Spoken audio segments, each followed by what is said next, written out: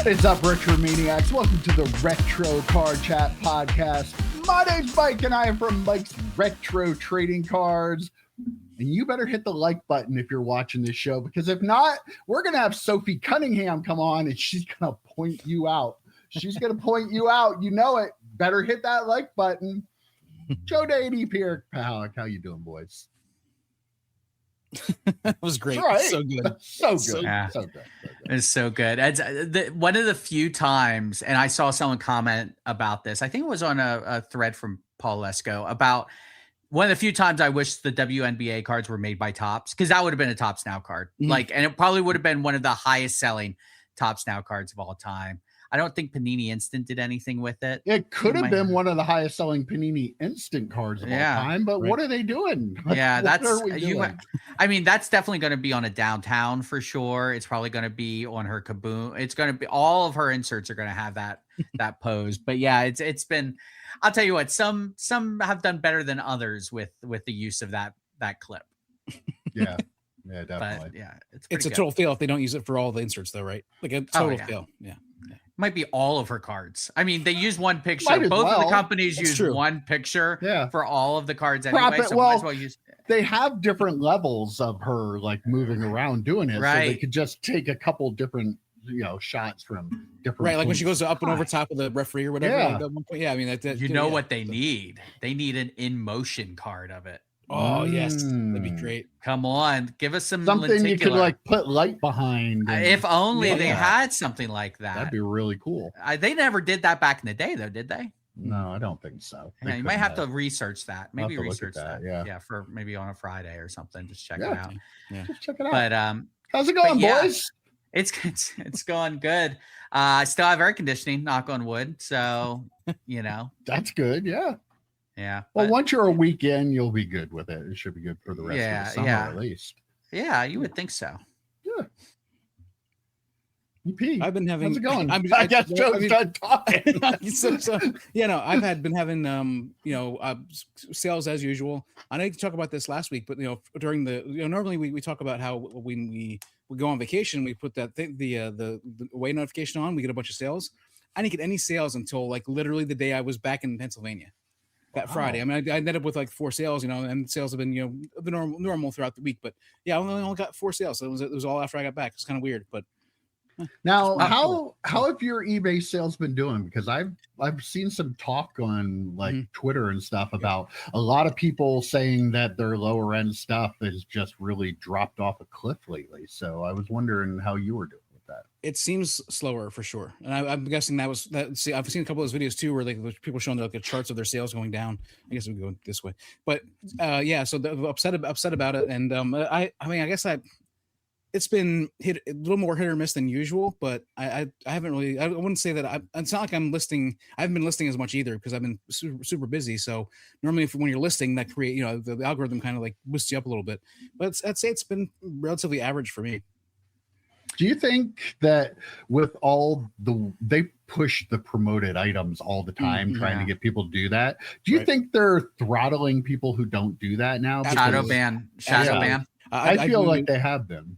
Yeah, I do like 5% on everything. Just so I have, just so it shows up as a promoted listing, and 5% is not that much. So, So EP made fun of me. I don't know if it was in our group chat or if it was in here, but I said I put myself away for 2 weeks while I have no air conditioning because I don't want to be sweaty working on cards. I just assumed it would be fixed faster. That's why I said that. Yeah. And by the way, I got time. right up on it. I pulled it down like the day after the air conditioning was fixed. So I prognosticated that pretty correctly. Mm-hmm. And I did have a few sales, but it has been a little bit more hit or miss. I've gotten to the point with this collection too, where I'm debating on whether or not to take some of the cards that I have multiples of and then run some auctions. I don't love to run auctions, but when I have like 6 or 7 of one card and it's like a $200 card, run the auctions, try and just get some new inventory. Like you said, EP, like listing some new stuff. And I haven't gotten to the point that last part of the collection he sent me. I just haven't had we talked about it last week, the grind. My heart's not in going through all the research of everything to list that stuff. And it's a lot of that kind of, again, in quotes, lower end stuff. So it's like, I just really, the time that it would take me, and I get like a 20% commission, right? So on like a $50 card, it's like, I mean, is it really worth that $4? Like, that's kind of what I'm thinking a little bit, but yeah. So I put my away message up, and I had been making sales. And if I got one of those days where it was kind of cool outside, I could open up my deck door, the ghost deck door, and let the air flow into my den. I would actually, so I didn't get backed up with sales. Like I didn't get backed up with having to ship sales. So I was pretty good, but I actually sold a couple of like lower end things of mine, which I sold like a $15 set, and I sold like 2 in the span of like 2 weeks. I'm like, who is buying this random? Like it was odd that I sold both of them, and they're like $15, which, hey, cool. But it's weird when I get sales of my own now. Have you considered taking those lower end again, the $50 cards, $100 cards? Joe's version of lower end, a little different than ours. Yeah, stuff that people won't buy at the card show because it's too expensive, and then in case whatever. Like, oh, that's too much. That's too low end for me. So, have you thought about putting all those together in like a big lot to make it like a bigger like thing, or has he said not to do that? Or he doesn't care how I do it. He I've done pretty well by him, so he's pretty cool with. Like I've actually bought a few cards with some of his money to make sets and actually said, he's like, hey, whatever you got to do. So I have considered with stuff that I have a bunch of doubles of, if they're from like the same set, putting them into a lot, almost like, I think Chris Sewell has talked about doing this as well, like with vintage baseball sets, like a starter set. Right. So, piece of the set, and then people can piece in the more expensive ones as they go. But now they've got a bulk of like the lesser character autographs. So that is something I've considered doing. And it's a couple of pictures versus a couple of pictures of each card. Right. You know what I mean? So yeah, that's a possibility. I still want you to scan them all though, EP. Beer and pizza on me, brother. Okay. I just don't know when I have time. That's the thing, That's EP. Not with that attitude. Not with that attitude. Okay, well, I since the holiday weekend is just over, I just want to come on, digit check. I promised everybody last week we're doing a digit. I got all 10. I only got 2. Joe, gonna get us demonetized. We're way into it. We're good. No, I've got all my digits. Make sure you show us your digits in the comments. Wait. You know what we need to check? You know what we need to check? What do we need to check? There's 10 other digits we have to make sure you still have, because your OnlyFans stuff. I know some people were asking you to play with fireworks with your Tootsies. I lost one toe, but they seem to like it better. Yeah, so I don't know what to tell you guys. They like it better with one less toe. So yeah. I got a bunch of new subs. So, I mean, listen, what can I say? What can I say? You got subs for your stubs. You know what I'm saying? Darn right. Broke Mike. Yeah, EP. How am I supposed to do a podcast with this going on? Oh, my Lord. Subs for stubs. Wow. Whoo, yeah. You should have a discount because of the amount of toes you lost, like a 9% off or something. I ran a special, and that's why I got. Oh, obviously for America's 250. Yeah, you had to run. Yeah, right. Obviously. Yeah. Okay, it's going a little too far. Comment down below. Was this funny? Not that EP's going to read it anyway. So that's true. That's true. It's true. It is true. So, anything else new and exciting going on in your lives? No, nothing. No, not really. I mean, I hope to set up at a card show again sometime within the next calendar year. Yeah, liar. Yeah.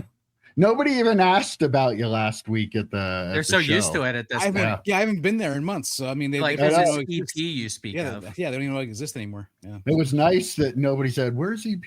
Like I'm EP's keeper. First of all, you are our handler on the show. You try to keep us.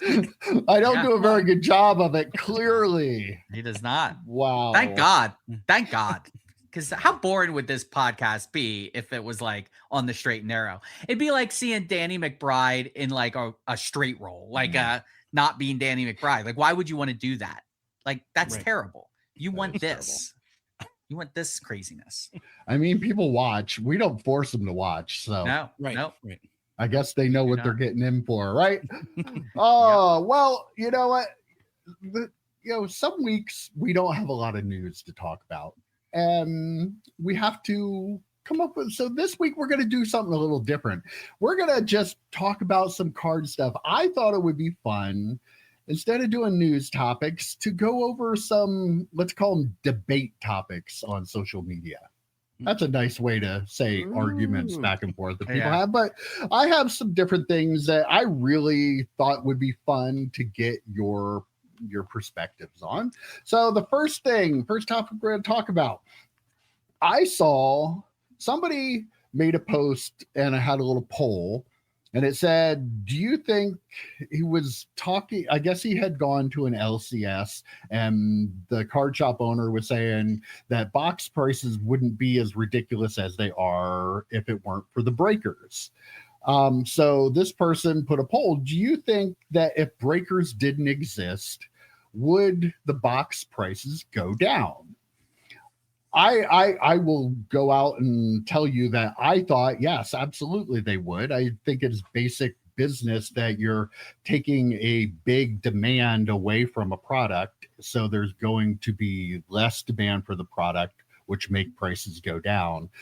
There was somebody, though, that, of course, had to argue it back and forth with me till I got to the point where I said, well, this is a hypothetical thing, and you're clearly not going to change your mind, and I'm not changing my opinion. So it's like kind of pointless to go back and forth about this. And thankfully that ended it. But his point was that, well, there's so much demand from collectors and other dealers that even if the breakers weren't here, they would just gobble it up. I say there's nowhere near the demand if the breakers aren't in the market. So I was interested what your guys' thoughts are on this, because this was a really good discussion. First off, it's wild that Ziggy follows you on Twitter, that you were going back. It was not Ziggy. No, it wasn't.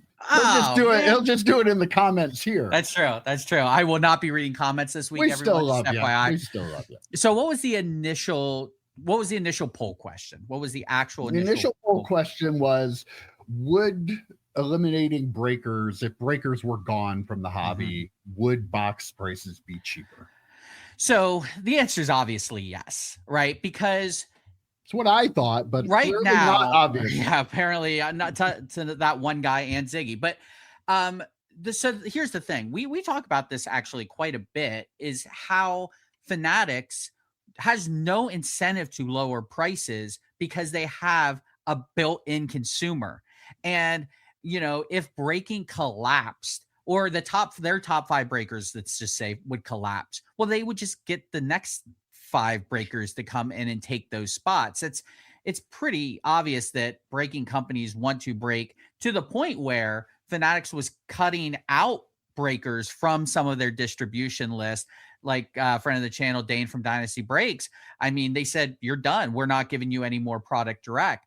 So if breakers were gone and that whole subculture, that cottage industry, right, would be out, where Fanatics can force products to breakers of things that they would never in a million years break.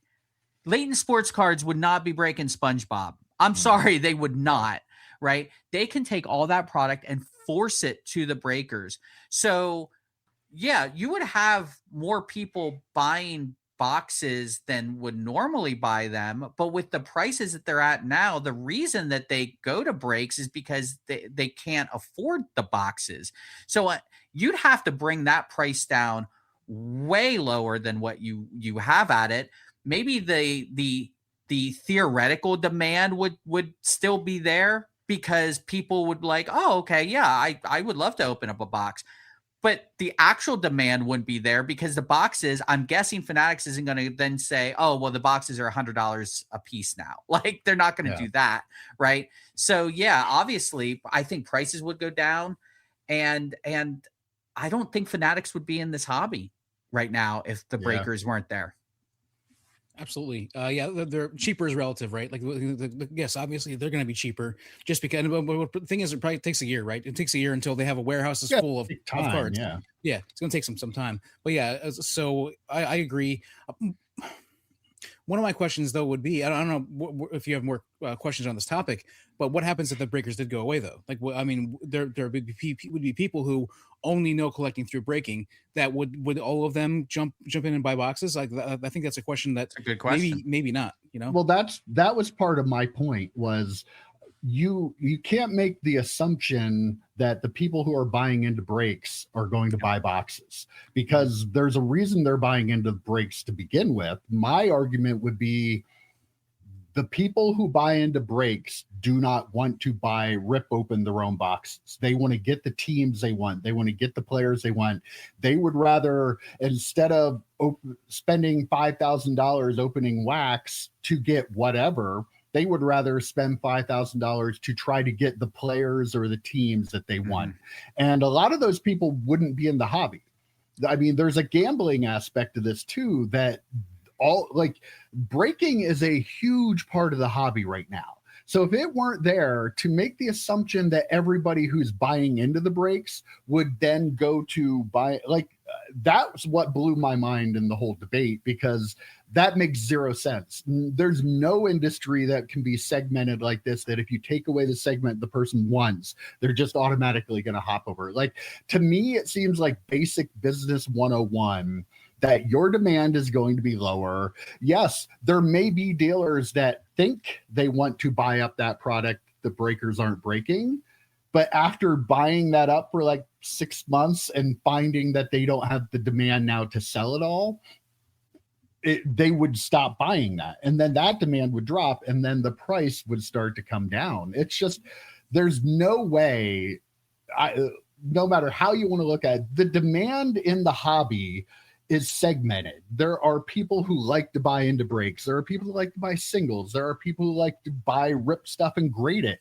They're all different things. But if the one part that you really liked is gone, that doesn't mean everybody that does that is going to go into a different part of it. And that's my big holdup. Those people, I'll die on this hill that the people that buy into breaks are buying into breaks because they don't want to rip wax themselves. Yeah, I think the vast majority are like that. There is a portion of the hobby, I'll say, that buys into breaks because they don't have access to product themselves and they can't afford a full box anyway. But I think they are maybe the minority in that breaking culture, right? I think the people that want to buy just the Dodgers, or want to buy, just the Bengals and go after Joe Burrow cards or whatever, or just want to buy one character in a Marvel break or a Star Wars break or something like that, because you don't generally see breaks, especially sports cards, where it's like, oh, you get a box, right? You see breaks where you're getting individual, and part of that is because the breakers make way more money if they do it with individual characters, individual athletes, and things like that. But yeah, to your point, like, those folks are so trained on there might be people in breaks, I don't know what percentage, but there might be people in breaks who have never actually opened up a pack of cards. I'm sure. Yeah. Like, and not even like buying a box. I'm saying, like, never even physically open up a pack of cards, because when they got into the hobby, they couldn't get the product. They went to breaking, and then that's what they kind of got into. And people do look at that as a community. That is, in some people's cases, that's their local card shop. That's, now I always say, breakers and strippers, they don't love you. I mean, you're going in, don't pretend. There may be some, the good ones who are, you. Yeah. I still haven't made any money on these, so obviously, but like, there are people that, might care for you as a person, but they don't, once you stop giving them your money, I doubt they're going to be calling you to make sure you're okay. Right. So, but that being said, there is this community building that happens.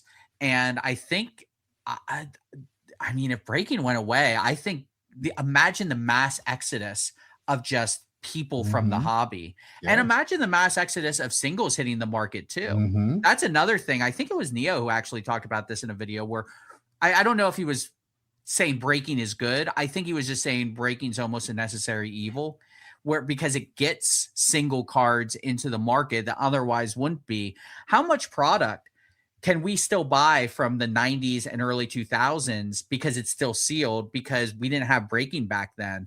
I don't know how much product 20 years from now from this era is going to be sealed wax because it all gets open now until you get that big, because there's so much to go after that big hit, that one of one, that product hit, right? So people are trying to open up a bunch of that stuff. The Topps Chrome Steph Curry, there's still sealed boxes of that because we didn't have breaking back then, at least not to this scale. Definitely not to this scale. I think there were people breaking back then, but it was very much less, not even close to what we have today. I mean, what was that? Oh, no, what was Curry's? 2009. 9, yeah. So I don't know how much there was. It was probably quite a bit less. Right. Oh, definitely. Yeah. Like 1 or 2 people on YouTube probably doing it. Since we're speculating, I just wanted to kind of say, like, and if the breaking were to go away, yes, mass exodus of people, but then also mass exodus of money in the hobby. And we talk a lot of times about rising tides, raising all ships. I mean, that would be a huge sinking tide. You wonder what that would do to the entire hobby market. And that's because Fanatics would be out. So much money. Oh, Fanatics is out, but I mean, what happens to the prices of cards like these super high end cards? Do some of them come down too? Like it'd be like the complete collapse of the hobby, possibly, as far as the money's concerned. People like us will still be around doing our thing, but yeah, crazy. For as much as we get like certain people call us out, Ziggy, or talk about you, call us out about like hating breaking and stuff. Like, I don't hate breaking. I don't hate it at all. There are goods and bad about it, but you would be a fool if you thought breaking was gone and this hobby would continue on like it is. Right. The popularity in the hobby would not be what it is without breaking. It serves a purpose that absolutely to get singles in the market. Were the people that want to buy singles. I remember being back in the 90s, you would pick up a Beckett and you'd see a card and you didn't even know it existed because you never saw one. Mm-hmm. So if we aren't breaking, these cards aren't in the market, how are you even going to buy the card that you want to buy? It's going to be hard to do. And so many people would be gone. This hobby would be devastated if there wasn't breaking in it. And I can't fathom how anybody could think that, oh, well, the dealers will just buy the product and sell it to consumers. Not that simple. That's just not how it works. And breaking has to be part of the hobby for it to be this popular. Right. Like when the hobby started upticking right before the pandemic in 2019, it was going up in large part because of these breakers. Like if the whole, breakers went around, dealers would just buy the product and sell the product. Well, before breakers, there was kind of a downturn in the hobby, right? So like, I don't know how you can be like, oh, it wouldn't go back to then. It would still stay where it's at. You're taking out this massive chunk. And I'm not even joking when I say Fanatics would be gone. Fanatics has a breaking company. Fanatics sends most of their products. You can't tell me it's not the vast majority of their product goes to breakers. So for those two things to be gone, Fanatics would be like, oh, we're going to sell our licensing agreements. Like it would not shock me if they were literally just gone from the hobby. I would make an argument that if breaking were to stop, Fanatics would step in. I would hate giving them bad ideas, would step in and offer breaking type things where they would sell you a pack of these cards, like random cards from whatever set it is. I don't know if that would be illegal for them to do that with their own product, but I definitely could see somebody thinking about trying to do that, right? So there's a chance for a hit in here, there's a chance for whatever, but they would just handle the breaking all on their own through their website. They break it before they give it to you. Yep. Basically. Yeah. Yep. I don't like that. I feel like that would have to hopefully be illegal somehow, right? But also that's like they couldn't. That's a lot more labor intensive EP, right? I mean, they wouldn't actually break it though, right? It would just no. I'm not even saying the actual break, but like selling it pack at a time or whatever, and then sending it. Like I feel like that would be because right now, what is it? It's literally them saying, okay, send 25 pallets to that company, send 25 more pallets to that company. And they have to send like everything out in a couple of trucks and they're done. Like that's right. Literally the work that they're doing to get those in the hands of breakers right now, where doing something like that, they would actually have to put some work in. Like right now for them, this is easy shit, right? Sending to some of their top 5 breakers. How much work is that actually? It's literally after you have the cards on pallets, just sending them out, like to actually do that work themselves. Because I don't know, they're not actually because I don't get into breaks. I watch breaks, but like Fanatics doesn't have a breaking room. Don't they have Fanatics breakers that are just like Jeff Wilson? He's part of the Fanatics breaking network, right? Like, so they're individuals that are breaking. They specifically, Fanatics does not have breaking, right? Not that I'm aware of. Not yet. No, with that attitude. Yeah. Well, if breaking went away, they still wouldn't under this scenario, right? Yeah, they're not allowed to because it's gone away. Yeah. EP always trying to find a way to manipulate the rules. Always with the loopholes. Always trying to help Fanatics take advantage of us. Yeah. Yes, what else? You love it. Oh, well, my good friend Joe Day over there helped me come up with this next thing. He doesn't even know about it. I saw a little bit of posting that you were doing on Twitter, which but anyway, depends on the day, man. I can tell when you're having a day. But the question is, should you get rare cards signed? You had seen a Jacob Mizorowski all aces that somebody got signed. Beautiful signature on the card. I think the card looked fantastic with the choice of pen that he had on it. Beautiful looking card. But of course, because it's the hobby, there are people out there that say that you shouldn't and you can't be getting cards like that autographed. People that say you can't get your one-of-ones autographed or any rare inserts, or oh, congratulations on ruining the value of your card. Where do we stand on this? Like, there's a segment of the hobby that says it's your card, do whatever the hell you want with it. There's another segment of like, you're an idiot if you get that signed, you're ruining the value. So where do we stand on this? I think a lot of people already know my answer. I'm gonna let EP go first. I know your answer. I read your comment. Yeah, you did. What gives you the right to tell me what to do with my freaking card? Say the term. Do it. Do your little trademark term you always use. Don't be yum yucking. Stop with the yum yucking, okay? A twist on an old favorite. Fantastic. Yeah, I mean, who gives you the right to tell me what to do with my card? If you want to, in my opinion, we talked about a number of this comes up every once in a while, where we had that guy who had that giant Barry Sanders display and had the display signed, right? Like this all of a sudden becomes one of the most unique collectibles, and if that person is a huge Mizorowski fan, like that is probably the prime card, like. Because no other ones exist, right? And in theory, because they're always afraid to get it signed because of how much it's worth. Everybody say, "Oh, I gotta get it graded, and then so I can sell it for a profit." This person, I mean, I don't know if I'm assuming they're a collector. They wanted to get it signed for that reason. And apparently, you waited 2 hours in line. 2 hours. Oh hell yeah, hell yeah, absolutely, 100%. That's what you should do. You don't have the right to tell me what to do with my collectibles. I do want to talk a little bit about the value part of it, because this is where I'm confused, and maybe you guys, and people comment below as well. I'll actually read them.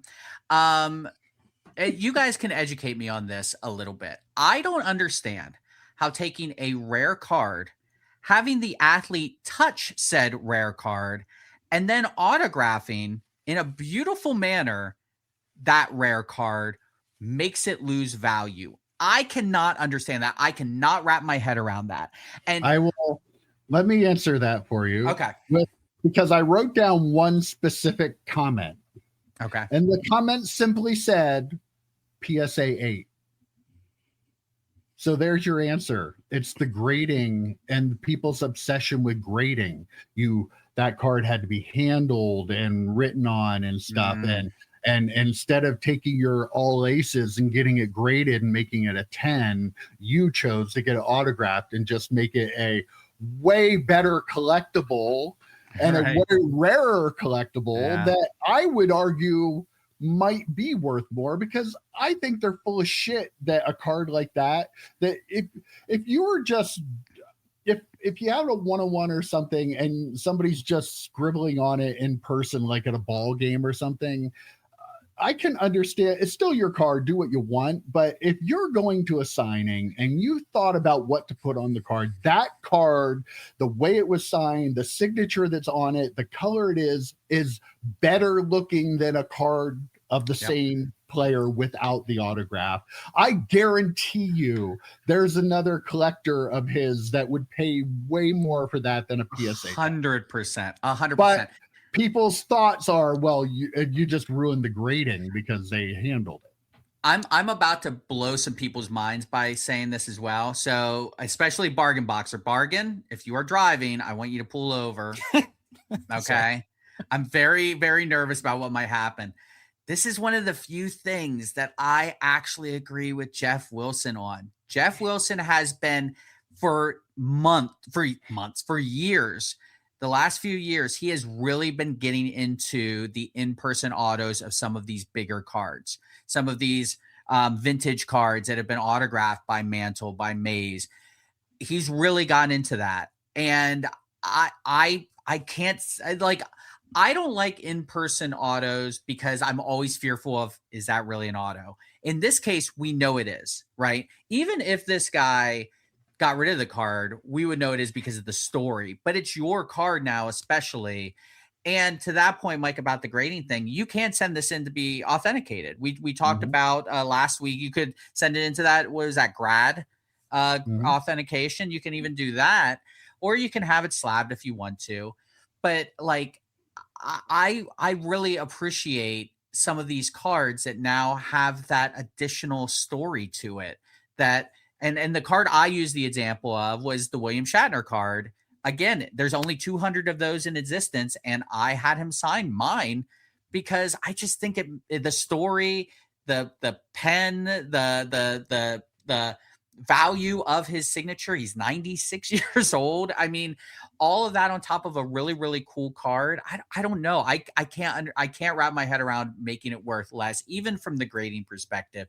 And I will say, at first I was like, oh, yellow, that's an interesting pen choice. And then it was a Brewers card. And I'm like, oh my God, that makes perfect sense, because the card had shades of blue in it. You know, obviously it's, a black matte card, but that's like the perfect card to get signed too. It's not overly glossy. It's a matte finish. And then a color like yellow just pops right off of it. It was such a good choice. And I knew as soon as I clicked on that picture, there was going to be 50% assholes just complaining about it. But how does that make the card worth less? I do not get it. I would like to say that it's because there's like this, there's that old thinking back in the day, vintage cards, that if you got a vintage card signed, that ruins the card. But that is not the case in the hobby anymore. The bottom line, guys both, you don't want to say you misspoke, but you're like, just some addendums to the things you said. Joe, you said you can get it authenticated, but that's not what we've been conditioned. The hobby's been conditioned. Oh, I got to get this graded. I got to get this graded. That's what all they're worried about. And Mike, you said about taking the card and sending it off. You forgot about the part where they should be wearing gloves when they open the packs to make sure that no human touches the card. Exactly. Wear the gloves and put it in a soft sleeve. That'd be hilarious if they walked up with that card in their hand in gloves and then handed the player gloves as well. Like, can you please just touch this just with your gloved hand instead of actually physically touching the card? Right. I think the thing that changed this EP, to your point about the authentication and grading thing, I think the thing that has changed this is back in the day when PSA would look at on-card autos like this, they would ding it. Same thing with CGC before they got the in-house people to come and authenticate autographs. They would actually ding the grade of the card because it's been written on. And I think they would actually mark it MK. If I remember correctly, I think they would designate it that way. But now with autographs being so ingrained in card collecting, PSA doing the DNA thing, and then you have other companies doing that as well, they don't look at that as a surface issue anymore, where I think they did. So I think that's why more people are interested in those in-person cards, especially now vintage, because PSA and the grading companies are not dinging you for surface condition because of an on-card autograph anymore. I also think it's a shift because those collectors back in the day also were staunch about not wanting their Mickey Mantle autograph or Mickey Mantle or rookie card to be autographed, right, Mike? I think it was like a thing. Yeah. Oh, yeah. That was absolutely like people didn't get in-person autographs on cards because it would hurt the value of the card. They would do like an index card or a receipt or something like just another piece of paper. Like at the time, we didn't have the PSA DNA or BGS to send the card to get it authenticated. That really wasn't a thing. Yeah. So I mean, it kind of made sense because you were, even if it was a legit autograph, like Mickey Mantle, how is anybody who sees that card going to know that that's a real signature in 1993? So it's a marked up card. It was written on. It's just no different than writing, Joe Day on the card. I was going to say that too. So like it kind of in a way made sense, but now that we have the technology that we do, we have people that authenticate autographs. It's a lot easier to do. Those autographed rookie cards and stuff now are very collectible, and people collect them and are happy to do it. So everything changed, but it's kind of weird that we still have people now that you can take a rare collectible and make it even rarer. Mm-hmm. Yet they seem to think that's bad, because I guarantee you history will dictate that these people are wrong. Because if Jacob Mizorowski goes on to be a Hall of Fame player, that card will have more value than his all aces that isn't autographed. And if he doesn't go on to be a Hall of Famer, that collector still has that awesome ass story. Yeah. Right.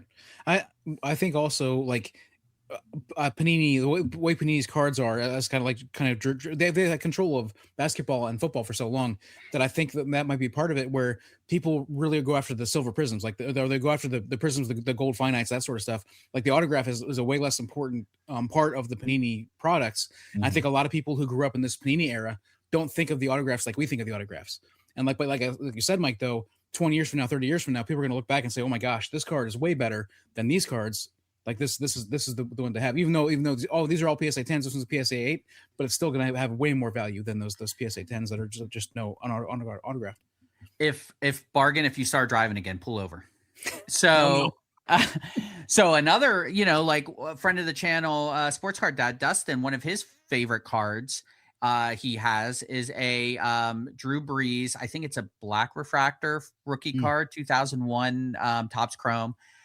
And he has that autographed and it's inscribed and stuff like that. I think as autographs in packs have become more and more prevalent in our hobby, where it wasn't just like you got an autograph and it's like, oh my God, right? Like it was shocking. Now it's like if you don't have 5 autographs in a box, Topps Chrome, you're like, wait, what's going on here? But I actually wanted to ask you guys a question, because I had that Shatner card autographed, right? There's only 200 of them out there. Had that one autographed. If he does another signing before he passes away, I might get the other side autographed as well. I think that would be so cool. The mirrors, to have that done. Is there a super valuable card in your collection that if you had the opportunity to have it autographed by the athlete or the actor or whatever, that some people would say, oh, you ruined the card? Is there one in your collection you're like, absolutely, I would absolutely do that? I don't care about ruining the card, even though I don't think any of us think that it's ruining the card. Mike, do you want to go first?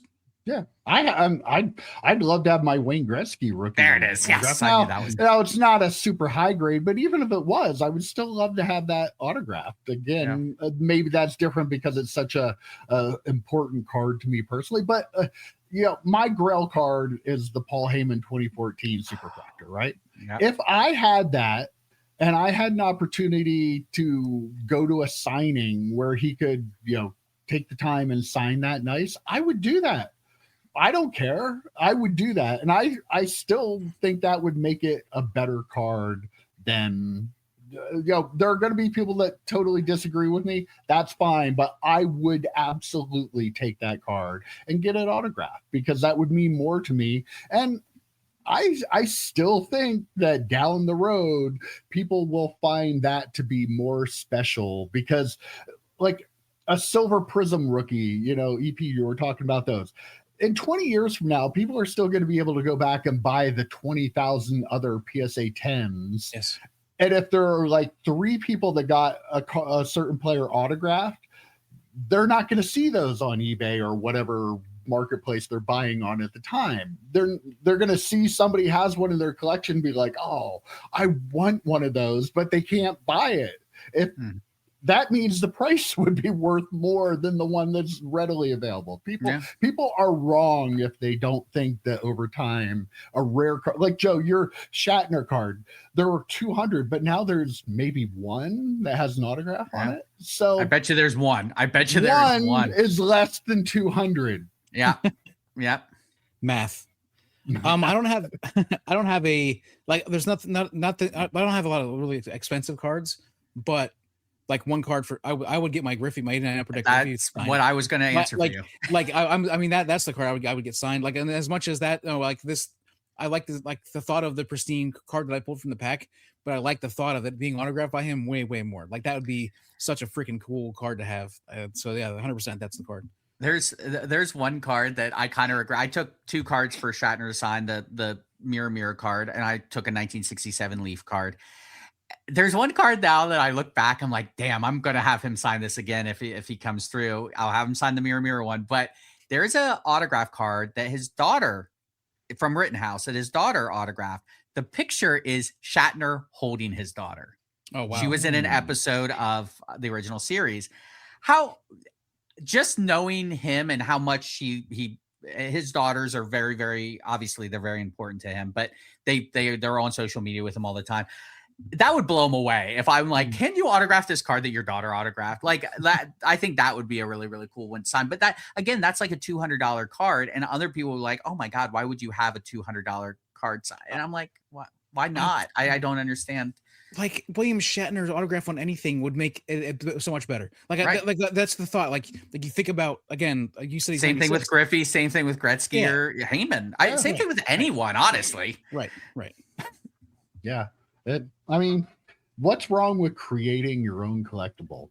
If you can take something to make it better, the thing is, it doesn't matter if, half the people think you're an idiot. Half the people think you're brilliant for doing it. Yeah. And yeah, that still makes a pretty big market for your one-of-one collectible that you have. Yep. All right, here's another little situation I saw this week. And this is awful. I mean, this is a nightmare situation for people, though. You have an order at PSA, right? And it's there forever, and it finally comes back. And when it comes back, the bag that's in FedEx is all taped up and everything, and the FedEx driver hands it to you, and it doesn't feel very heavy. Do you sign for it? They're the guys here, you have to take this. There was a collector that signed for it, even though it felt like people, of course, were calling him an idiot for signing for it in the first place, but still. But clearly he has not opened it up, but he knows at least some of the cards are gone because it was supposed to weigh a certain amount and it doesn't. So many angles I want to get here. I want to put you guys in the situation, though. What do you do? Because I don't know what I would do on the spot. And second of all, why in the hell does PSA continue to use FedEx? FedEx has a lot of like non-FedEx employee delivery people that deliver stuff for them. It's like they are by far the worst at stealing stuff. Why, when you're sending out all these expensive collectibles, do they continue? I know the answer because it's cheaper, but why? Yeah. Why in the hell are we using FedEx for anything?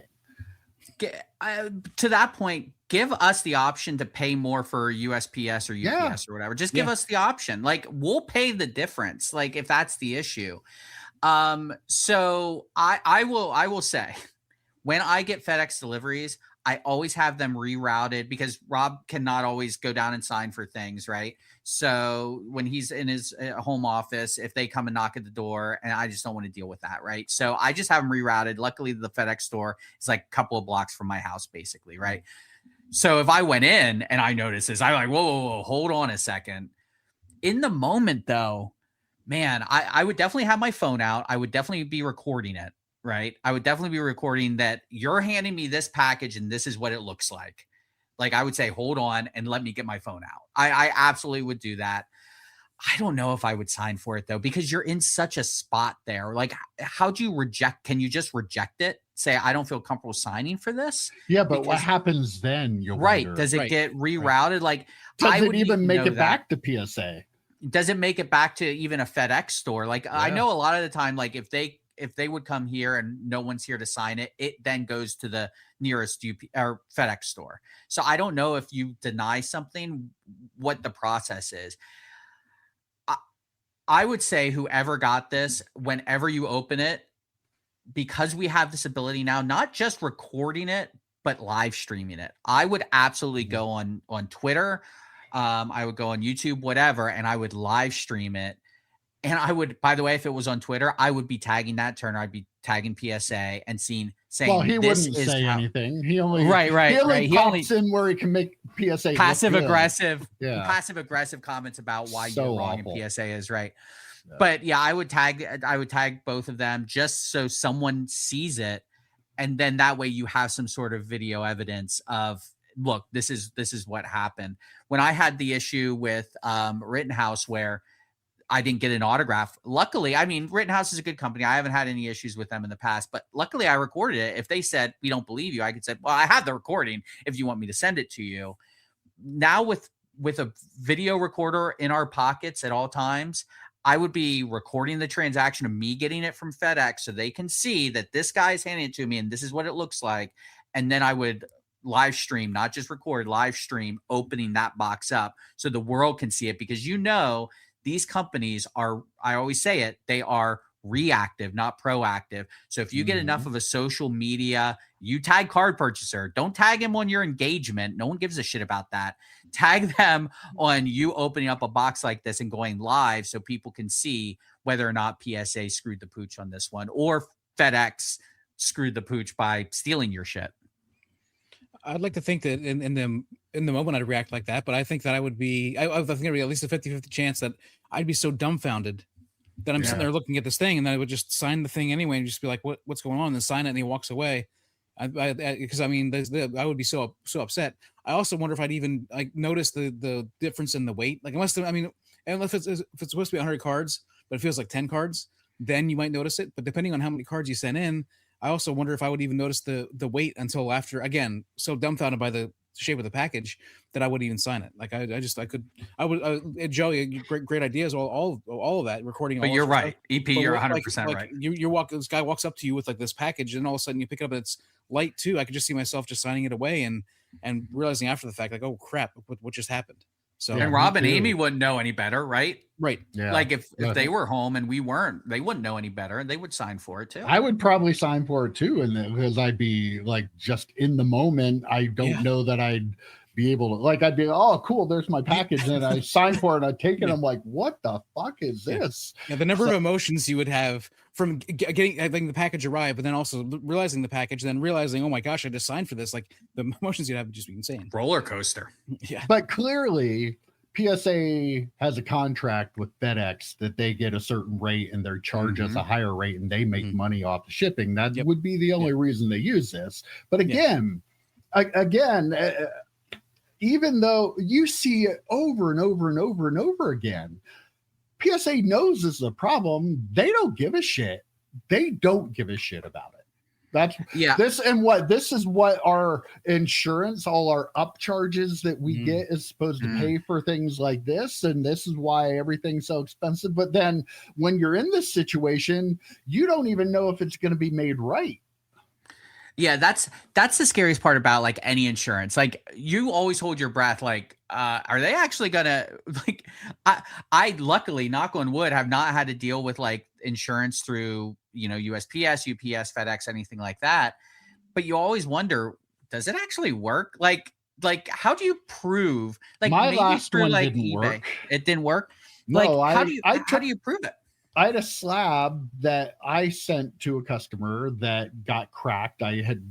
it was before I started using boxes to send a slab. I had it protected, but it still got cracked, and I refunded them, and they had it sent back. And I took pictures of the cracked slab and everything, and they still like sent me this like paper form with all this other stuff, and I had to take it in, and I ended up, because it was like a $30 card or something, I ended up not getting anything. But yeah, it was a pain in the ass, even though I had a picture of the item and you could clearly see it was broken. You know, they weren't going to do, clearly they, well, here you have to do this form and then take it to the post office, because they know people like me will just go, well, it's not really worth it, so then they don't have to pay it out.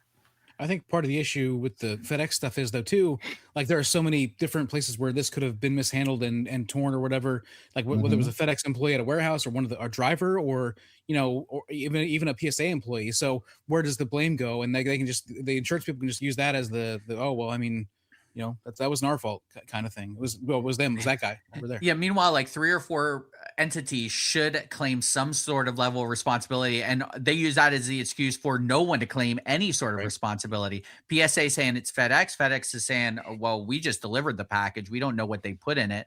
And then meanwhile, you have the dum-dums online who constantly complain about USPS. Oh, they're stealing our cards. Hello, like, shit like this happens with FedEx a lot. So if you're saying, oh, we don't even privatize the post office, no, whatever, it's the terrible, or no, don't do that. Don't do that. Yes, shit happens. There are bad actors. We talked about that story. I mean, I think Jeff Wilson broke it, but we talked about that story about the woman taking the picture at her desk and selling a card that she stole. Like, there are bad apples for sure, but it feels like a consistent thing with some of these private companies.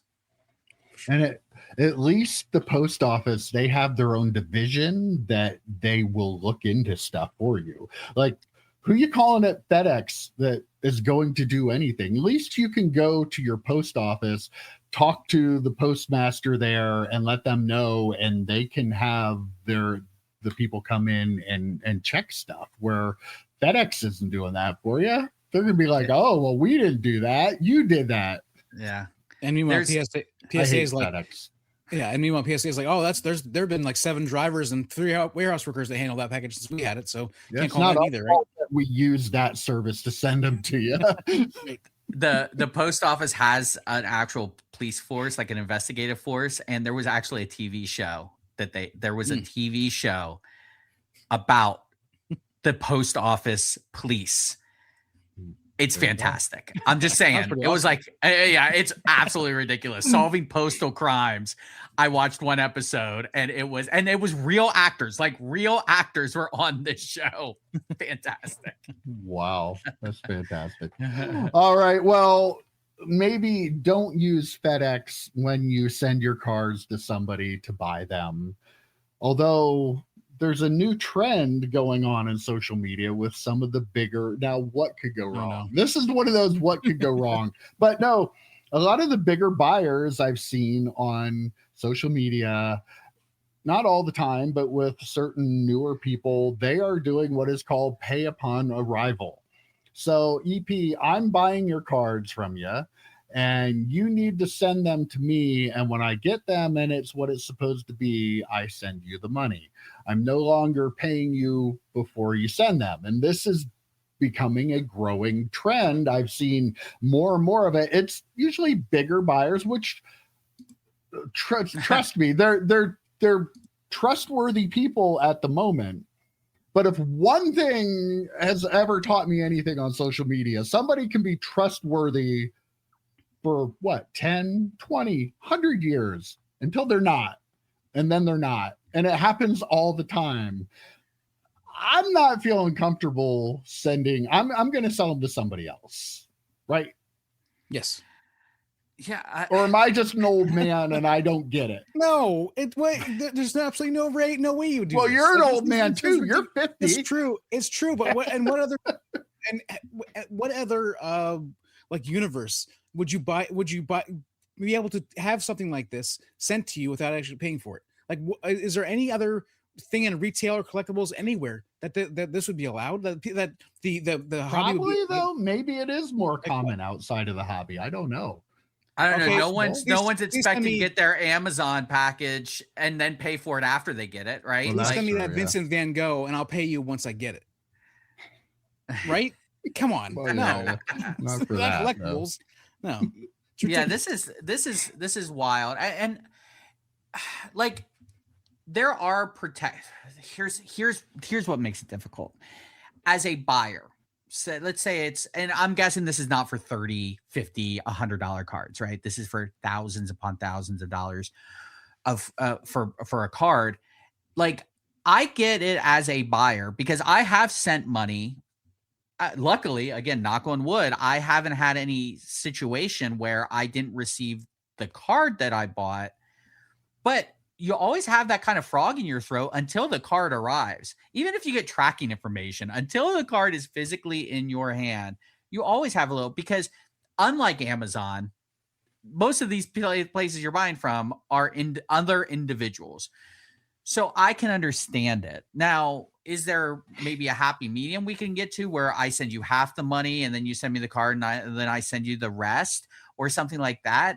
Maybe. But again, as a seller, or I'm sorry, as a buyer, the recourse if you pay for something and don't get it is, I don't know if we talked about this on the show, but the whole goods and services, does that even matter for purchasing cards at this point? Wasn't there a story that came out? That's one of the things a lot of people say, because that doesn't cover you, right? Collectibles and cards. So, which I understand. So I don't know though, but don't they still have to deliver you something? I don't know. Like, I don't know what the rules are on that. And if you're laying out this sort of money, and that's the issue. I remember when I bought that Brady card, I had no interest in sending that guy X amount of dollars and just hoping it got sent to me. Luckily, he lived close enough that we could meet in the middle. It was like a 3-hour drive for both of us, but that's worth it. That was worth it to do that. I don't like, I get how ridiculous it is. I absolutely do. But as someone who has bought cards and laid out that kind of money, like off eBay, you get a frog, you get very nervous until that card arrives. But if that's how you feel, you shouldn't buy that card, because again, the normal way of transacting, you have to pay for something before someone's going to ship it to you. Yeah, Joe, I agree 100%. I lost my train of thought again. It's just what I do. So give me a second. I'll pull it back in. The show was called The Inspectors, by the way. Terry Serpico was the star. Oh, yeah. I'll have to check that out. Yeah. I think so it lasted like 10 seasons. Do you have any comments about paying upon arrival? Yes, I have many comments about it. But I can't think of them right now. Oh my! Well, completely lost it. I mean, I completely lost it. I do understand both sides of this. It is tough though, but yeah, at the same time, I don't know. Like, I don't want to be on either end of this. I don't want to be spending $5,000 to buy your cards and hope you send it. I don't want to send you $5,000 worth of my cards and hope you pay me for it. So maybe I just avoid the situation altogether. I don't know. That's why you don't sell $5,000. Did you get it? I did. I do like your idea, Joe, of thank you guys for riffing. Joe, I like your idea of sending like half. Like that is like a middle ground, I guess. Like that I still wouldn't do it. I still don't agree with that. But if the sides can agree on that, that'd be fine. What I was gonna say was that there are so many examples of bad actors in this hobby that if they got a chance, if they got like almost maybe not life-changing money, but money that would be enough for them to say, okay, I'm done with the hobby, I will just take this guy's $15,000 and run and keep my card. I could see that people in this hobby doing that. And I mean, I feel like that would scare me away from ever doing this.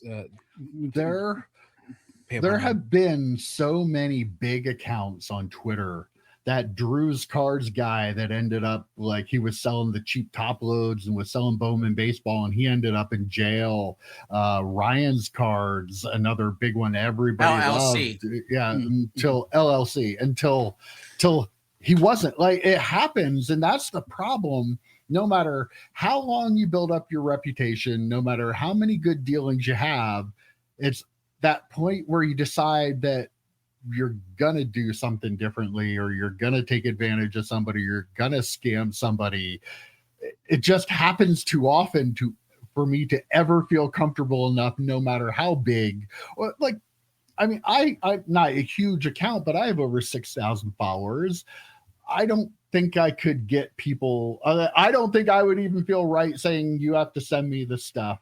I don't usually buy stuff from people on Twitter because I'd rather you got burned. I did get burned. Yeah. So I don't know. It's just I understand it, but you're not safe regardless, because no matter how trustworthy somebody is, they only are. We've seen in this hobby that people will use the fact that they're trustworthy to then not be trustworthy. You mean like breakers taking a Tesla, breaking a card that's a Tesla, and then not actually giving it out, but then still being the number one breakers in the hobby? Yeah. So to the point of I made earlier, EP, about the sending half. I bought a Brady rookie years ago at this point, but it was like a $500 card ish, and this is before, like, 500 to me at that point was like, oh my god, I can't believe it. So we were talking a little bit about payment, and we weren't 100% sure. And again, this is when I graded. Bargain, are you okay? Pull over for this episode. Watch from your couch. But I was grading, and we were kind of debating about the price and the value and this and that. And the seller actually had the idea, well, how about you pay me at the low grade, and then if you get it in, and he had to trust me that I would say, oh yeah, this would grade. But again, I said, yeah, I think this is actually a higher grade than what I paid you. And I sent him like another $100 or so. But again, that worked out a little bit because he was still getting something. If, the card, then I just took it and didn't pay anything, he would have been completely out.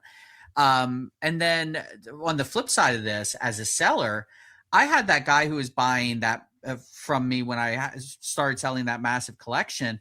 And he would send me like $10,000 like it was nothing, like friends and family. He's like, here you go, here's $10,000. And I'm like, I mean, and then that puts the pressure on me as a seller, like, oh my god, I hope the post office doesn't lose these or whatever. Like now I'm like concerned about it, though. After like the second or third deal, it was like, okay, I think we're all good. But it's just like, when someone has that confidence in you, then you really hope that you're not the one that screws it up.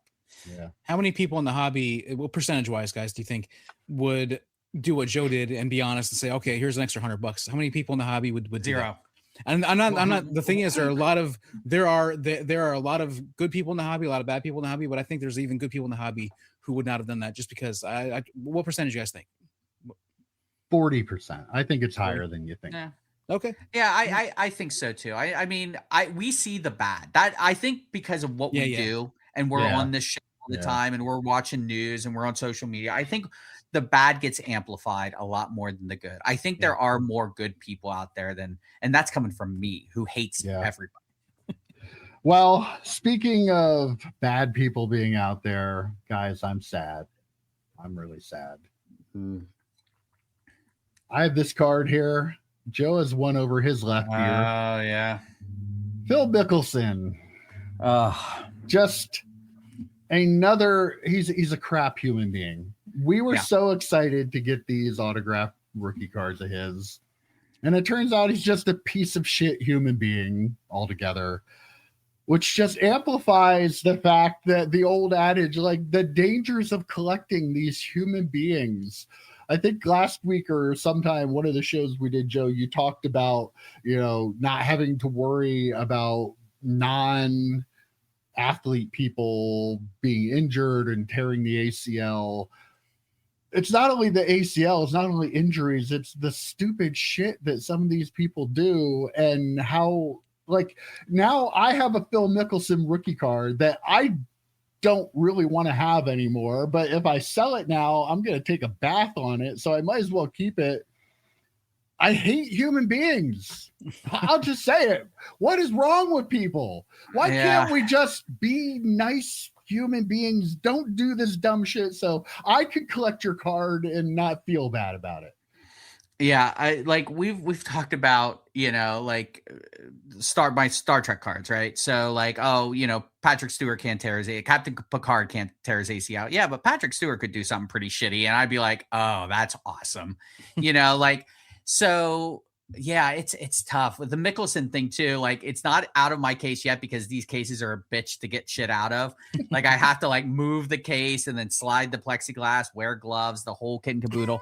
And if I'm going to do that one card, I'm just going to reorg the whole case anyway. So at some point, that card will not be up there. But yeah, it's so shitty when you collect these people. What do they say? Never meet your heroes, right? Right. Like, we loved Phil. Like, I think all three of us did. And we loved Phil as like kind of inspiration for some of the shots we tried to do in golf. And we always loved how terrible he was at choking away championships. Yeah. Like, it was kind of fun, to root for him. And then it was relatable. It was very relatable. Right. And then he goes and does shitty stuff. So yeah, it's tough. And then the two biggest golfers we ever loved in the sport. I mean, yeah, Tiger doing now Tiger stuff, yes, he could have harmed someone else, obviously. And he definitely has a problem as well. Feels a little different though, right? But still, the Phil stuff is gonna make Tiger be like, yeah, thank God. Thanks, Phil. Thanks again, Phil. Just like when they're at the Masters, right? Just like when they're in the Masters. Oh, Phil's gonna choke. But you have the Tiger stuff too, and it's like you have these athletes, especially in like a sport like golf. Like, you don't expect something like that to happen. But again, that's what happens when powerful men, especially, think they can just get away with anything. Yeah, as a Giants fan, I know Lawrence Taylor, not the best person in the world. I'm still a fan of his, so appreciate the player he was on the field.